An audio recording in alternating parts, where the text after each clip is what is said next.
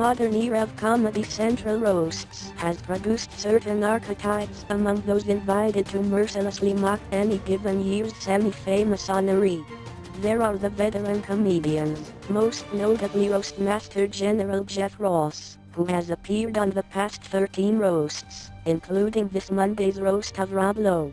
That group also includes Gilbert Gottfried, who made history by telling the first major 9/11 joke after 9/11 at 2001's Hugh Hefner roast, and Greg Giraldo, who was a consistent MVP at the events before his death in 2010. There are the breakthrough comic stars, often but not always women, who are virtually unknown outside of stand-up circles, before they shock viewers into submission with reviewer performances. Think Amy Schumer at 2011's Charlie Sheen roast, Natasha Leggero at 2013's James Franco roast, and Pete Davidson at 2014's Justin Bieber roast. And then there are the non-comedians, or civilians in comic speak, who show up each year with low expectations and either rise to the occasion with their unexpected joke delivery skills, or crash and burn to glorious effect on national television. In the former camp is someone like Martha Stewart, who gamely warned Bieber about the dangers of prison last year. Let's get to the reason I'm here tonight, which is to give Justin Bieber some tips to use when he inevitably ends up in prison, Stewart said before giving an elaborate description of how to make a shank out of a pintail comb and a pack of gum. The latter category is best exemplified by Mike the Situation Sorrentino of Jersey Shore fame, who, just 5 years ago, failed spectacularly while attempting to roast the man who is currently the Republican nominee for president. Among the jokes cut from the eventual broadcast was an observation that Donald Trump and Snoop Dogg, who was also present, have a lot in common, because Trump's family is in real estate and Snoop Dogg's ancestors were considered property.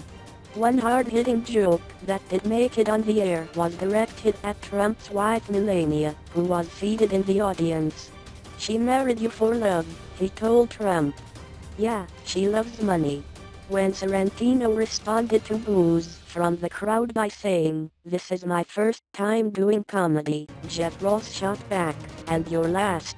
All of this made the situation synonymous with bombing at Comedy Central's roast. But now he has company, because on Monday, Ann Coulter delivered the least funny performance of anyone ever. The roast of Rob Lowe, which was taped on Saturday, August 27th, but had its television premiere on Labor Day, featured an eclectic array of comedians and non-comedians.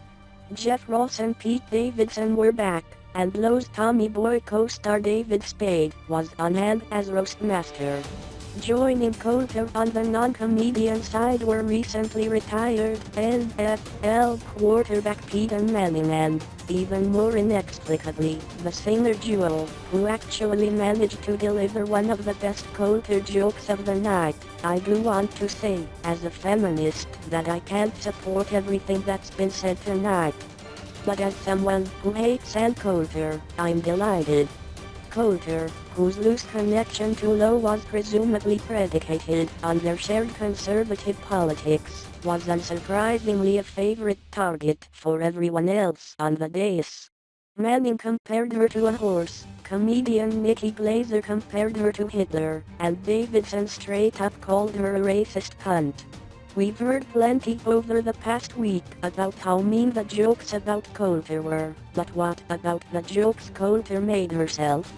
She wrote 11 books, but she couldn't write one fucking joke for this roast, Jeff Ross remarked during an appearance on Chelsea Handler's Netflix talk show this past week.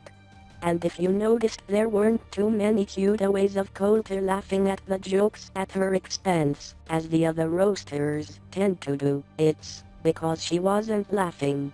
Ross told Handler that he went up to Coulter during a commercial break and suggested she try laughing along with the comedians so they would have something to cut to besides everyone laughing at you. She seems stiff and conservative, but Ann gets wild in the sheets. Just ask the clan, Spade said during his introduction of Coulter. I haven't seen you laugh this hard since Trayvon Martin got shot. The special attention did not go unnoticed by Coulter, whose first line was probably her best. I want to welcome everybody to the Ann Coulter Roast with Rob Lowe, the right-wing pundit said, when she took the podium. It was all downhill from there. When she shamelessly mentioned her Trump-themed book up top, which was proudly displayed on the podium, she drew loud boos. When she joked about David being the only Spade who might vote for Trump, the crowd groaned.